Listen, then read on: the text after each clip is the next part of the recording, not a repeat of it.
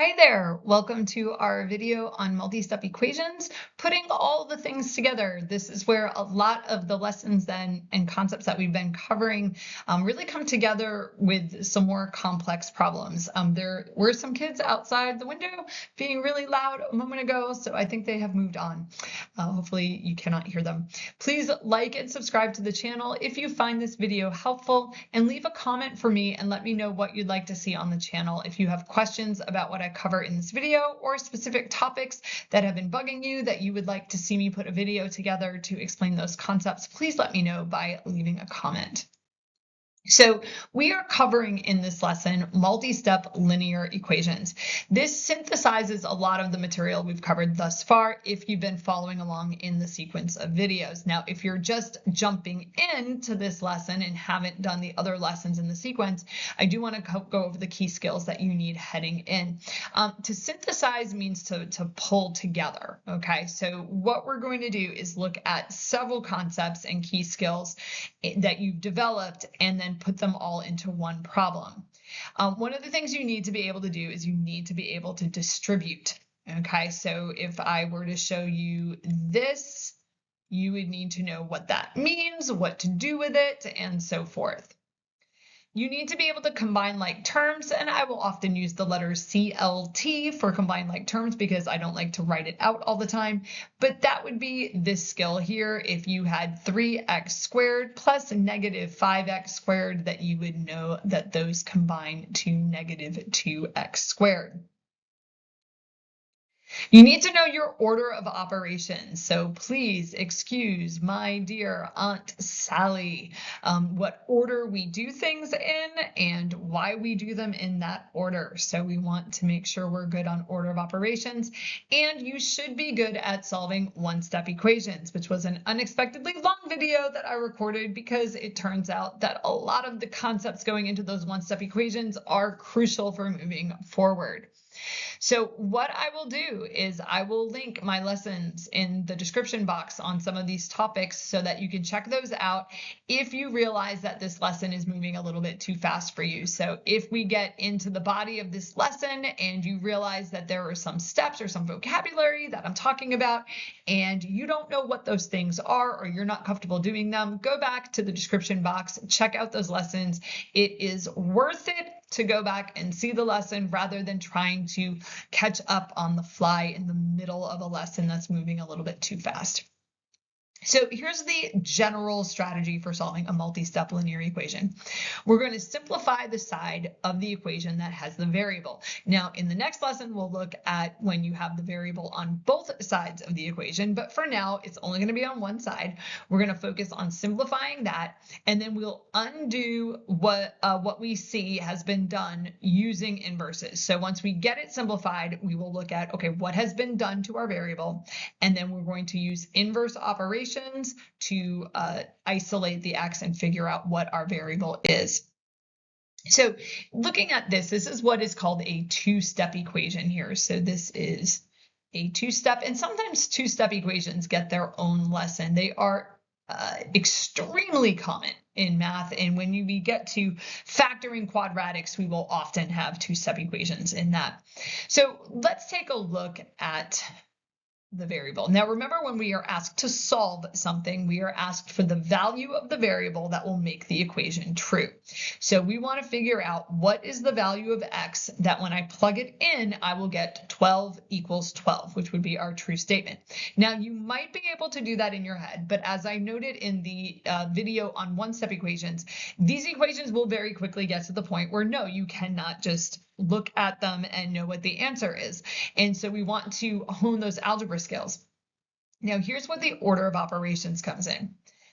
In our order of operations, please excuse my dear Aunt Sally, multiplication comes before subtraction in the order of operations. So if you were to take a number and plug it in for x, so let's say I ask you the question, is 5 a solution?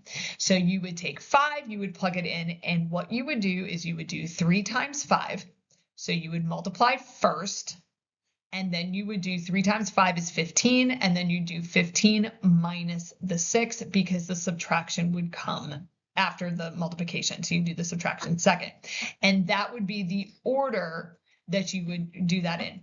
Now, I'm going to give you an analogy for a moment. I am sitting here today and I have a t-shirt on, and I also have a sweatshirt on over the t-shirt because it was cold in my classroom earlier today when I was at work. We had a planning day and I put a sweatshirt on. Now, when I got dressed, I put the t-shirt on first and then the sweatshirt. Okay. Kind of like over here, you would multiply first and then you would subtract. However, when I am done with this, I'm going to go for a run and I'm not running in a sweatshirt. So I will take off the sweatshirt and then later take off the t-shirt. And so what I want you to notice about that is that the order that I do them in, I have to reverse the order when I go to undo it. You could think about a pair of shoes and socks, okay? If you got up in the morning, you put on a pair of socks, you put on the socks first, then you put on your shoes. Now, unless you were some kind of Houdini, when you go to take them off, you will need to take off the shoes and then the socks. So in our order of operations, if we do multiplication first and then subtraction, when we are undoing them, we will need to undo the subtraction first and then undo the multiplication. While there are some ways around that rule, my experience with students is that we can make an absolute mess out of our equations if we try to go out of that order. Now, before I start undoing anything, I'm going to do a quick rewrite a la my Algebra 1 teacher, and this is just so I'm consistent with the vocabulary that I'm using. I'm going to change that minus sign to a plus negative. So subtraction means adding the opposite. I don't want that -6 there. I want to get rid of it. I can get rid of that -6 by adding 6 to the left-hand side, but because it is an equation and I have that equal sign there, I have to add 6 to the other side. So whatever you do to one side, you must do to the other side in order to keep it balanced. Always keep your eye on that equal sign. -6 plus 6 is 0. 12 plus 6 is 18. 3x plus 0 is 3x. And that's that's really diving deep into the process there, but it's crucial. Okay, the sixes do not just disappear. Okay, they disappear because they cancel out, because -6 plus 6 is 0 and 3x plus 0 is 3x. Now right here we have multiplication. Now you can undo the multiplication by multiplying by the reciprocal. So that would be multiplying by 1/3. So you could say multiply by 1/3 and then multiply by 1/3. However, for most students, it is more comfortable, instead of saying multiplying by 1/3, to say dividing by 3. And it's also a little bit neater in how we show the work. So we'll show it by dividing by 3. Again, whatever you do to the left, you must do to the right. You have to respect that equal sign. Over on the left, 3 divided by 3 is 1. On the right, 18 divided by 3 is 6. And 1 times x is just x, leaving me with x is equal to 6. Now remember what a solution is. We're looking for the value of the variable that makes the equation true. The check is when we go back and see if the value of the variable that we found actually makes the equation true. So we'll go ahead and plug in the 6. 3 times 6 is 18. Notice that order of operations. We're going to multiply first, and then we'll subtract. 18 minus 6 is 12. This is a true statement, and so we know that our answer does check. Please do not confuse the check with the actual solution. I've had students do that. They show me a check instead of showing me the solution. So this over here is the solution. Notice we have that nice top-down structure to the solution with the answer at the bottom. This over here is just the check. We're just confirming whether it is the solution. Take a look at another example. So I'll move a little bit quicker through this example because we've covered the meat of it in that first example. So here's the x. The x is being multiplied by 4/3, and then we're adding 2. When we go to solve this, we're going to undo the adding first, and then we'll deal with the multiplication second. So if I would like to get rid of an adding 2, I can do that by adding -2. Whatever I do to the left, I must do to the right. On the left-hand side, 2 plus -2 is 0. And on the right, 8 plus -2 is 6. 4/3 x plus 0 is just 4/3 x. Now here it actually is better that we think about division as multiplying by the reciprocal. So you can just do divide by 4/3. It's going to look ugly, and we can get where we need to go easier if we just multiply by the reciprocal. The reciprocal of 4/3 is 3/4. And whatever we do to one side, we must do to the other side. 3/4 times 4/3 is 12/12, or 1. And then over here, we'll have, what do we have? 6 times 3 is 18, divided by 4. 1 times x is just x. And then this will simplify to 9/2, or you might change it to 4.5. But generally in math class, we would leave it as the improper fraction there. Now, a word about checking, because you might think, oh, I don't want to check that. I don't plug in with a fraction. Well, neither do I particularly. First of all, checking your work is valuable. I don't want to minimize checking your work and being able to plug back in as an inconsequential skill. It is an important skill, and it's super important on your multiple choice tests and such. In some types of equations, it actually is required. And so there are some kinds of equations that when you solve them, you can do all of your math perfectly correct, but you'll get what's called an extra answer or an extraneous answer. And it means that you get like an answer that does work, and then there's another answer that comes out, and that one does not actually work. And so in those kinds of equations, you have to go back and check your answers. Linear equations are not one of those types of equations. It's important to do in high stakes situations. So in the era that we live in, there's a lot of high stakes tests. Like you've got to pass a particular exam or get a score on an exam in order to graduate or get a scholarship. If it's high stakes, it's absolutely worth it for you to go back and plug that answer in and check it and make sure it works, because the stakes are high if you don't have it right. You want to catch a mistake. However, generally, there's not time to do it. So not generally time to do it in low stakes situations or when it's not required for the problem type. So a linear equation does not require that you check the answer. And if you've got like 10, 20 problems to do for homework, you can spend so much time checking your answers that the trade-off is not actually worth it. However, always follow your teacher's directions there, okay? Your teacher's directions on what your teacher is asking you to do. So if the directions ask you to check it, then you want to go and check it. Here we'll do example 3. So this one involves some combining of like terms. So we have 10x plus 3 plus 5x is equal to 18. And so we've got some things that we can actually combine. So we have 10x plus 5x, and 10x plus 5x gives us 15x's.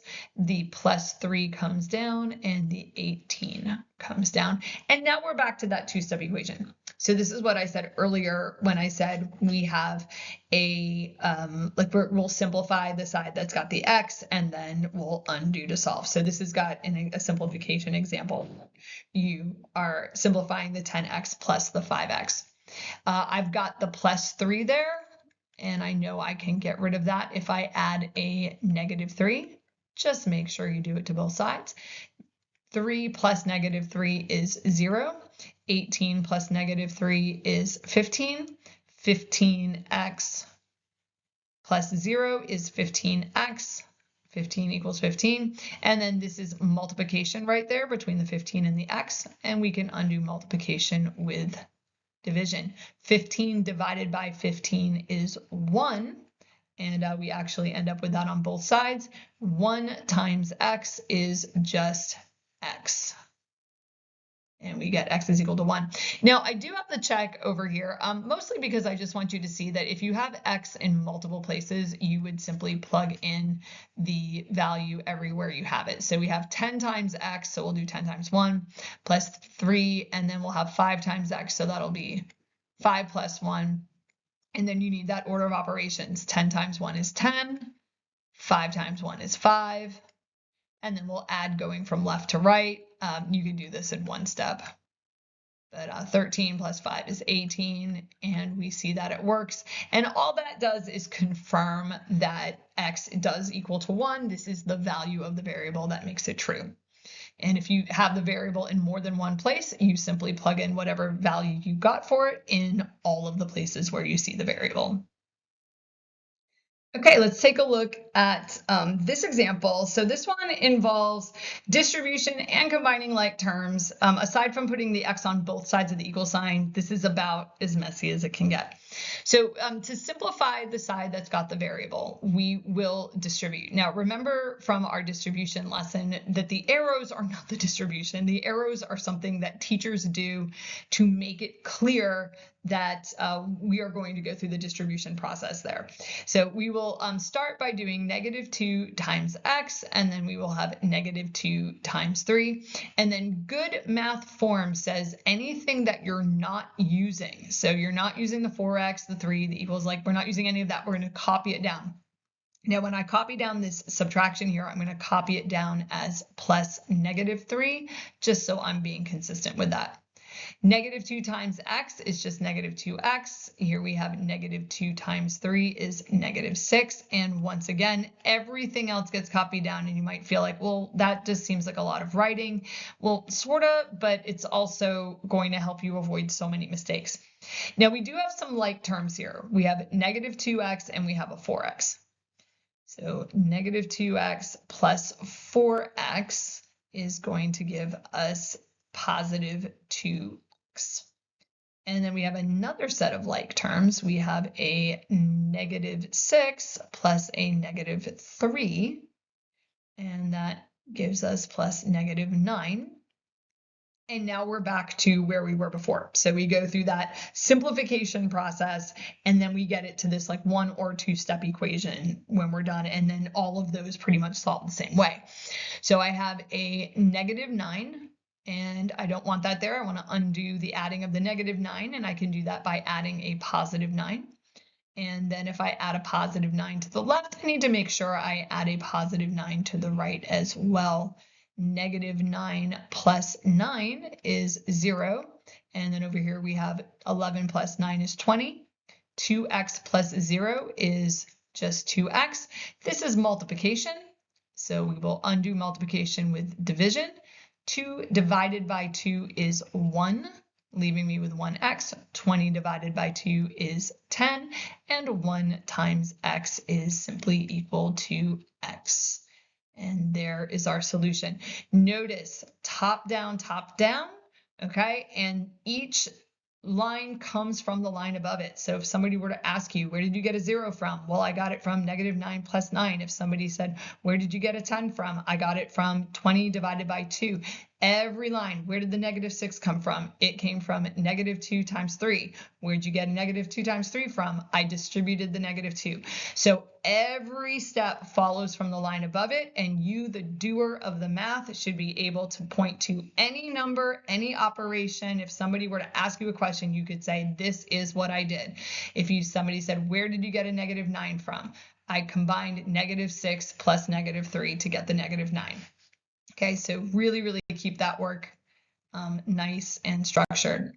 Now, we are showing all the steps here, and I do want to do an example that is showing the process only. Now, for this, I am going to do a quick rewrite step on this. I am going to change this subtraction to a plus negative, and I'm going to do the same thing in here, and that can avoid a sign error. One of the most common mistakes in all of math is not distributing the negative along with the 2. If you do that quick little rewrite, it can avoid that mistake. So this is what the process looks like. I would simply write the 12. I'm not going to write 3 times 4. I will understand that I can do that in my head. Over here, we'll have -2x plus 6. And if somebody were to say, well, where did the negative go? Well, a negative times a negative gives you a positive 6. In the next line down, we would simply write 1x plus 18. Okay, and we would just say, well, where'd that come from? Well, we would say we combine like terms. Then we have -28 is equal to x. And that's all you would show. So this would become just a 4-line problem. So if you've been looking at all the work and saying, oh, it's so many steps and I've got zeros and ones and I don't think I need them, you're probably right. You probably don't need them. And we don't typically show them as we progress in showing the algebra steps. So this is just the process only. It doesn't give you a pass on knowing what you did. And so if somebody were to come to me and ask, where did you get a negative 28 from? I would say I subtracted 18 from both sides. That's what I would do. If somebody said, where did you get the 18 from? I combined or added 12 plus 6. So it doesn't get you out of needing to know where everything came from, but it can reduce the amount of steps you're showing. Please don't forget to like and subscribe if you found this lesson helpful in solving multi-step equations. Also, check out the practice set linked above and in the description box, and let me know. Leave me a comment. Let me know what you would like to see more of on the channel.